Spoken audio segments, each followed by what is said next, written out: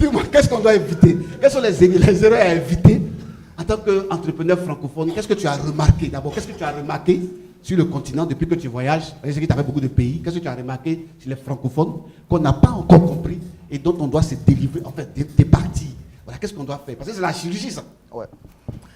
Alors, l'observation que je fais, parce que j'ai aussi beaucoup travaillé avec les anglo-saxons, et la première particularité chez les anglo-saxons que j'ai remarqué, c'est le fait que tous ceux avec qui j'ai travaillé ne te demandent jamais ce que tu as réalisé.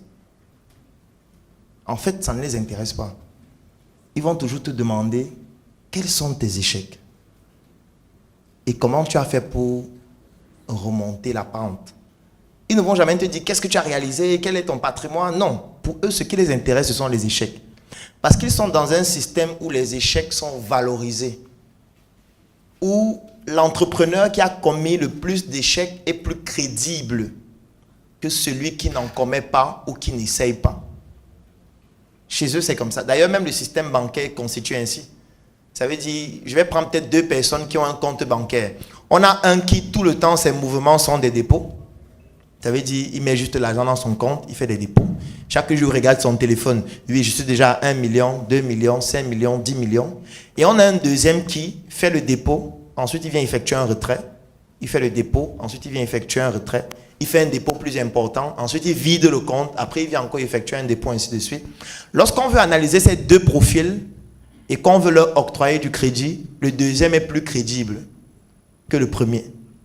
Parce que le premier, sa manière d'utiliser son compte montre qu'il a peur, qu'il recherche la sécurité, qu'il recherche vraiment l'apaisement. Il a son compte là, il se dit, j'ai mon argent là-bas, au cas où il y a un problème, j'ai quand même de quoi manger, de quoi éduquer mes enfants, ainsi de suite.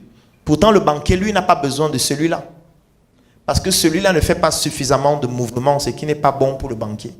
Le banquier a besoin de celui qui va aller prendre le maximum de risques pour venir générer des transactions beaucoup plus importantes dans le compte, pour que lui aussi il ait ses marges dessus, ou qu'il puisse octroyer un crédit pour que tu prennes encore plus de risques afin qu'il puisse avoir des marges en termes de taux d'intérêt. C'est la même chose avec les entrepreneurs, et j'ai remarqué ça chez les anglophones qui valorisent l'échec. Ça veut dire dans les pays anglo-saxons, lorsque tu vas dans une banque demander un crédit, on regarde ton historique entrepreneurial, et plus tu as commis d'échecs, et plus tu es crédible. Parce qu'on estime que celui-ci, il y a des erreurs qu'il ne peut plus commettre. Il a déjà un certain niveau qui fait en sorte qu'il ne va plus s'amuser avec l'argent. Alors que quelqu'un qui vient de débuter, on se dit, attention, il faut des garde-fous. Parce qu'à un moment donné, il peut prendre l'argent, s'amuser avec et ne pas savoir que ce n'est pas son argent. Alors, qu'est-ce que j'ai observé dans l'écosystème francophone africain principalement?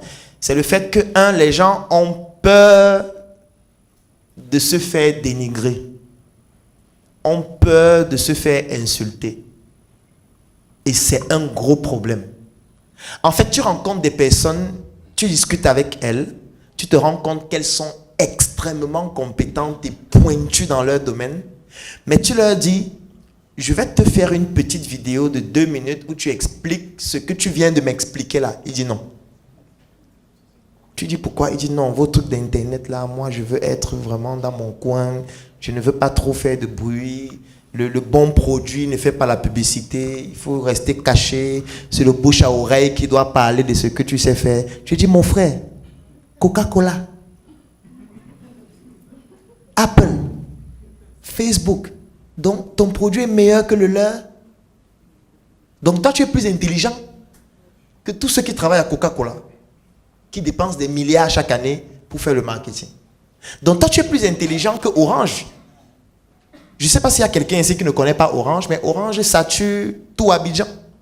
Ils envoient les SMS à tout le monde tous les jours. Comment toi, tu expliques que eux, tout le monde les connaît déjà, mais eux, ils saturent encore tout le temps tout le monde? Toi, tu penses que toi, tu es plus intelligent que qui? Tu penses que l'humilité, c'est renier son savoir-faire?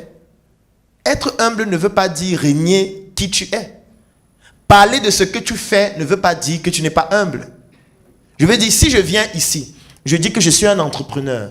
J'ai créé 3, 4, 5 entreprises. Et mes entreprises génèrent un chiffre d'affaires en moyenne de 50 millions par mois. Ça veut dire que je ne suis pas humble. Je suis juste en train de dire ce qu'on fait. Quelqu'un d'autre assis dans la salle peut-être fait 10 fois plus, 50 fois plus.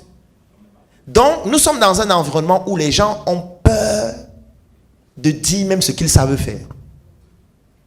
Et du coup, ça devient un problème. Pourquoi? Parce que tu as des collaborateurs qui peuvent faire énormément de choses pour le business dans lequel vous êtes, mais qui ne font pas. Les gens ont honte de paraître ridicules. Et c'est un vrai problème.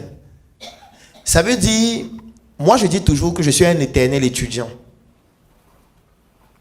Je ne considère pas l'école comme un endroit où lorsque ça finit, on commence à travailler. Non. En fait, l'école commence après l'école. Parce que la vraie école, c'est lorsque tu rencontres des gens. Lorsque tu es dans le cadre professionnel. C'est là où l'école commence. Parce que c'est une école de la réalité. C'est une école qui corrèle à ta vie. C'est une école qui peut te permettre de t'en sortir ou pas. C'est une école qui te permet de gagner de l'argent. C'est une école dans laquelle tu rencontres des gens mesquins et des gens bons. C'est une école dans laquelle tu rencontres des personnes malhonnêtes et des personnes incroyables. Ça veut dire que c'est dans cette école que tu vas tout gagner en fait, que tu vas bâtir ton patrimoine. Donc en fait, on commence à apprendre après l'école. Mais chez nous, les gens arrêtent d'apprendre après la première école.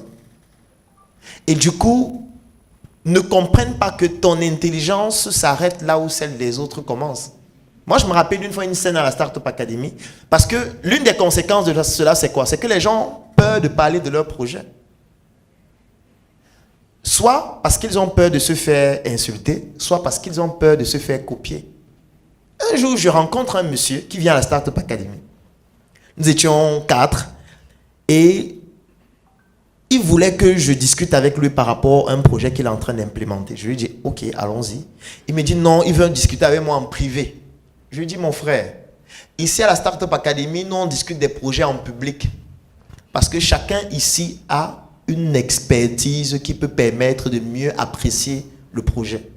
Donc, discutons comme ça. Il ne fait qu'insister qu'il veut discuter en privé. Je lui ai dit que si tu veux discuter en privé, c'est mieux qu'on ne discute pas. Tu pars ailleurs avec ton projet. Si tu as peur qu'on copie ton projet vraiment, va seulement faire seul. Tu n'as pas besoin donc de nous. Puisque si tu veux faire seul, continue juste seul. Donc, j'ai réussi à le convaincre à parler de son projet.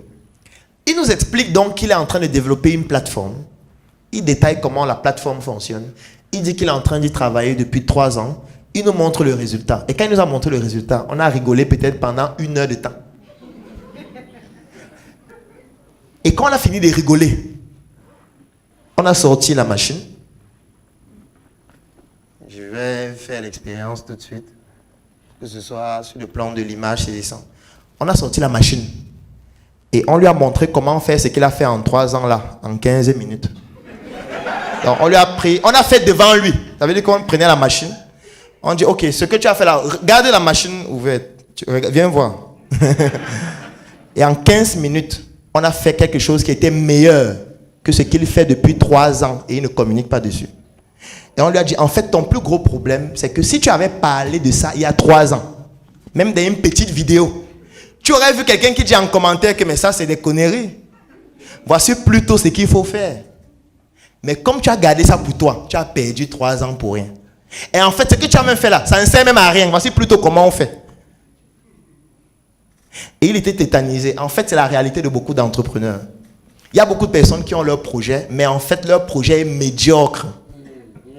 Et comme ayant honte de se faire insulter, ayant honte de paraître ridicule, ayant peur de faire qu'on copie ou alors de se faire copier, ils ne parlent pas. Ils restent calmes. Et ils gardent leur médiocrité pour eux-mêmes. Et du coup, qu'est-ce qui se passe? Ce qui se passe la plupart des fois, c'est un poteau qu'on va taper. C'est pour ça que nous, on a démocratisé la connaissance dans notre écosystème. Nous, on communique énormément sur nos échecs. On communique énormément sur nos projets avant de les implémenter. Je vais prendre un exemple simple. Aujourd'hui, j'ai une tenue qui s'appelle Njoka. C'est brodé Njoka sur mon vêtement. Njoka, c'est une marque que nous sommes en train de mettre sur le marché. C'est une marque de produits agroalimentaires et nous avons commencé par des chips. Vous allez voir plusieurs personnes dans la salle qui ont des t-shirts Njoka. Njoka, c'est une expression au Cameroun qui veut dire la fête. Et lorsqu'on fait la fête, on grignote. Donc, on a décidé de commencer par les produits à grignoter. Ensuite, il y aura de la boisson. Parce que quand on fait la fête, on boit aussi. Et quand on fait la fête, on va faire l'amour. Donc, il y aura aussi les préservatifs, les lubrifiants et tout ce qui va avec.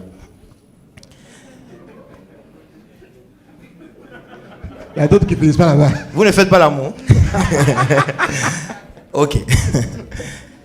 En tout cas, on va se voir dans les maquis tout à l'heure. Alors, ce qui se passe, c'est quoi? C'est que nous avons débuté ce projet, ça fait 4 mois déjà, et le produit n'est pas encore sur le marché.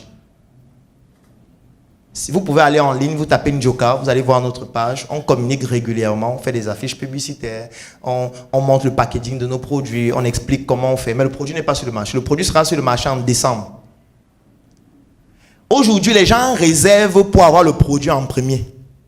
Ils remplissent un lien. Si tu veux avoir notre produit en premier, tu remplis un formulaire où tu mets ton nom, ton numéro de téléphone, la quantité de produits que tu veux, la ville dans laquelle tu es. Donc, quand le produit va sortir, il y a des gens qui vont d'abord consommer ça en premier. Parce que nos chips, ce n'est pas pour tout le monde. Et du coup, nous avons conçu tout un concept derrière ces chips, comme par exemple cette tenue, dont les couleurs sont à l'image de la charte graphique, du logo et de l'entreprise, les t-shirts et tout le reste. Vous allez aller en ligne, vous allez voir beaucoup de contenu dans ce sens. En fait, le simple fait de faire ça, tu sais ce que ça nous a permis de faire? Ça nous a permis de trouver les meilleurs fournisseurs. Oui, puisque lorsqu'on communique comme ça, les gens nous contactent et disent, moi je peux vous livrer le plantain. Une deuxième dit, moi aussi je peux vous livrer. Une troisième dit, moi si je peux vous livrer. On peut comparer et voir celui qui a la meilleure offre. Parce qu'eux, ils savent que c'est une énorme marque qui arrive, c'est une multinationale. C'est du lourd. Oui. Il y a des supermarchés qui nous contactent, s'il vous plaît, on veut distribuer votre produit. Il y a des gens qui nous appellent du Togo, pardon, on veut être les représentants exclusifs de votre produit au Togo. Il n'y a pas encore une seule chips sur le marché. Et ces gens remplissent un formulaire. Je ne parle pas de ceux qui disent, je veux investir, je vous offre un terrain, je vous offre mes plantations comme mon apport. Je ne parle pas de cela. Pourquoi? Juste parce qu'on a communiqué. On a exposé notre bêtise. Et on a découvert d'autres qui font aussi dans les chips qui nous ont dit, non, faites plutôt avec tel type d'huile, c'est meilleur. Faites plutôt avec tel type de plantain, ça apporte de meilleurs résultats. Faites plutôt, commandez vos packaging chez tel fournisseur, vous aurez de meilleurs avantages sur le plan de la trésorerie. Donc on a eu tellement d'informations juste parce qu'on communique. Vous ne savez pas ce que vous perdez lorsque vous ne communiquez pas. Vous perdez énormément. Et c'est l'une des plus grosses erreurs que moi j'identifie chez les entrepreneurs. C'est pour ça que nous on communique sur tout, même quand ça n'existe pas encore. On communique. Dès qu'on a une idée, on communique. Et ce sont les commentaires qui nous aident même parfois à restructurer la manière de faire le projet. Parce que les gens ont peur de se faire insulter, alors que moi j'aime qu'on nous insulte. Parce que ceux qui vous insultent parfois maîtrisent mieux. Ceux qui vous insultent sont ceux qui sont les plus honnêtes. Ceux qui vous insultent sont ceux qui ne sont pas hypocrites vis-à-vis de ce que vous faites. Ceux qui vous insultent, en réalité, veulent que vous progressiez plus. Parfois, ceux qui vous insultent estiment que votre niveau actuel est trop faible par rapport au niveau que vous valez. Et ils estiment que vous devez faire beaucoup plus que ça. Mais si vous considérez mal ces injures et que vous vous braquez parce qu'on vous a insulté, vous passez à côté du message qui est le plus important. Donc pour moi, dans l'univers francophone, l'une des plus grosses erreurs que je remarque, c'est le fait que les gens ne communiquent pas assez. Les gens ne parlent pas de ce qu'ils font et du coup passent à côté de beaucoup d'opportunités. Et s'il faut parler des erreurs à éviter, en réalité, la première erreur à éviter, c'est celle de croire que c'est possible de ne pas commettre d'erreur. Ça, c'est la première erreur. Et si tu penses que c'est possible d'entreprendre sans commettre d'erreur, c'est une erreur. Et c'est la première erreur. Parce que tout le monde commet des erreurs. Donc si je viens ici commencer à lister l'erreur, s'il ne commettait pas ça, ce serait du vaudou, tout simplement. Donc, vous allez taper poteau. Personne n'échappe au poteau. Même les pays tapent poteau. Il y a des pays qui se lancent dans un projet, ils tapent poteau, tout le pays. Avec tous leurs scientifiques, tous leurs chercheurs. Il y a des pays qui lancent des programmes d'aviation. Ou alors qui lancent des programmes spatiaux. Qui lancent des satellites. Le satellite explose. C'est un tapage le poteau continental. Je veux dire, quand les États-Unis lancent un satellite et ça explose, on appelle ça comment? C'est un tapage de poteaux de tout un pays. C'est tout le pays qui finance la recherche pour qu'on fasse cet exploit qui ne réussit pas. Moi, je me rappelle, pendant la guerre froide, les Russes étaient plus avancés sur le plan technologique par rapport aux Américains à une certaine période, surtout sur le plan spatial. Donc les Russes arrivaient facilement à envoyer des objets dans l'espace, mieux que les Américains. Et du coup, pendant la guerre froide, en fait, c'est celui qui avait une avancée technologique la plus importante qui faisait plus peur aux autres. Parce qu'on se disait, si celui-ci est plus avancé sur le plan technologique, ça veut dire que si on entre dans la guerre réelle, peut-être il aura des objets ou alors plutôt des matériaux militaires plus puissants et plus performants et il va nous détruire. Donc c'est pour ça qu'en réalité, la guerre froide, c'était une guerre technologique. Donc comme les Russes avaient une avance sur le plan spatial, ils communiquaient donc dessus comment ils envoient des objets dans l'espace, ils se félicitaient. Et les Américains ont dit non, attention, si nous on ne réagit pas à ça, c'est dangereux. Il faut aussi que nous on envoie quelque chose dans l'espace, sinon ils vont nous mépriser. Les Américains donc se sont mis ensemble, ils ont financé un programme spatial. Et quand ils ont essayé d'envoyer quelque chose dans l'espace, ça a explosé. Et les Russes passaient le temps à se moquer d'eux, en disant, non, on peut vous aider hein, si c'est dur. Si vous avez des difficultés, on peut vous prêter quelques chercheurs. Ils viennent vous aider. Et pendant plusieurs années, les Américains, pour envoyer quelqu'un dans l'espace, étaient obligés de passer par les Russes. Ce que beaucoup de gens ne savent pas. Donc, pour dire quoi? Pour dire que voilà un tapage de poteaux d'un pays. Toi, tu es qui pour ne pas taper poteau? Tout le monde tape poteau. Donc, si tu veux te lancer en entrepreneuriat en voulant chercher les astuces pour ne pas taper poteau, la première chose qui va se passer, c'est que tu vas taper poteau. Et tu risques d'abandonner définitivement. Donc, je ne veux pas lister les erreurs. Allez juste savoir que, il faut que je communique sur ce que je veux faire. Il faut que je rencontre les personnes qui ont déjà fait ce que je souhaite faire. Il faut que je rencontre les personnes qui sont des icônes dans le domaine dans lequel je veux me lancer. Il faut que je m'inspire de leur parcours parce que l'avantage que tu as, c'est qu'eux, ils ont tapé poteau avant toi. Donc, tu peux t'inspirer de leurs poteaux pour ne pas taper les mêmes poteaux. Mais tu vas aussi taper poteau. Ce n'est pas parce que tu t'inspires de leurs poteaux que ça t'épargne les poteaux. C'est juste que tu ne vas pas taper les mêmes poteaux. Peut-être ça va te faire aller plus vite. Ça va te faire dépenser moins d'argent. Mais il arrivera toujours un moment où tu vas taper poteau. Il faut que tu saches que, c'est normal de taper poteau. Parce que tout le monde tape poteau, même les pays. Et 2, comment j'apprends du poteau que je viens de taper? Comment je fais pour ne pas taper le même poteau après? Comment je fais pour rebondir par rapport à ce poteau et être un meilleur entrepreneur après? Donc voilà le conseil que je peux donner en ce qui concerne les échecs. Est-ce qu'on peut applaudir? Voilà. Super cool, super cool. Joka, l'Afrique, le grenier du monde.